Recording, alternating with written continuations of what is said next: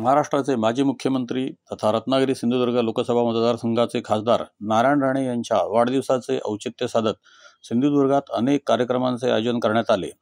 वाढदिवसाचे औचित्य साधत नारायण राणे यांचे कुलदैवत कांदळगावच्या श्री देवरामेश्वर चरणी आज लघुरुद्राणी महाप्रसादाचे आयोजन करण्यात आले होते।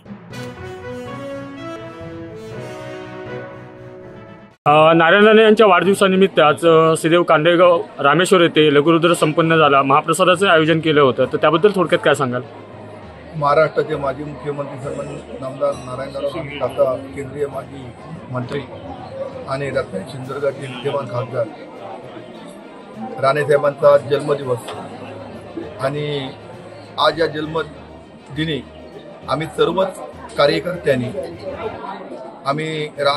सन्माननीय राणेसाहेबांचं कुलदैवत श्रीदेव रामेश्वर याच्या चरणी लघुरुद्र करून महाप्रसाद ठेवून श्री रामेश्वराला आम्ही साकडं घातलं की सन्माननीय राणेसाहेब असतील, त्यांचं कुटुंबीय असेल, निलेशजी असतील, नितेशजी असतील, आमच्या वहिनी असतील आणि त्यांचे संपूर्णच कुटुंब यांना दीर्घ आयुष्य, उत्तम आरोग्य देऊन त्यांच्या हातून महाराष्ट्राची, देशाची आणि आपल्या सिंधुदुर्ग जिल्ह्याची सेवा अखंडपणे त्यांच्या हातून घडो आणि ही सेवा घडणारी त्यांना दीर्घ आयुष्य, उत्तम आरोग्य त्यांना मिळावं यासाठी आम्ही आज साकडं घालून रामेश्वराकडे प्रार्थना केली।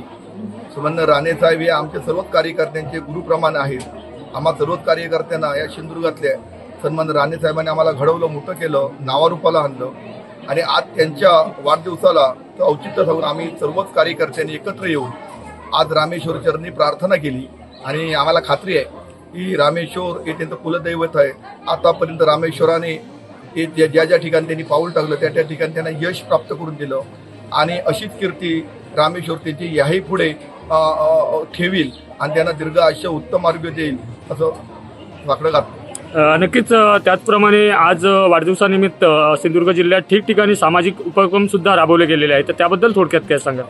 मी मगाशीच बोललो, सन्माननीय राणेसाहेब आज कुठल्याही पक्षात तिकडे जरी माणसं असतील तरी सन्मान्य सगळी ही कार्यकर्ते सन्मान्य राणेसाहेबांनी घडवलेले आहेत। आज बरेचसे कार्यकर्ते आज एक संघ पुन्हा राणे कुटुंबियांकडे जवळ झालेले आहेत।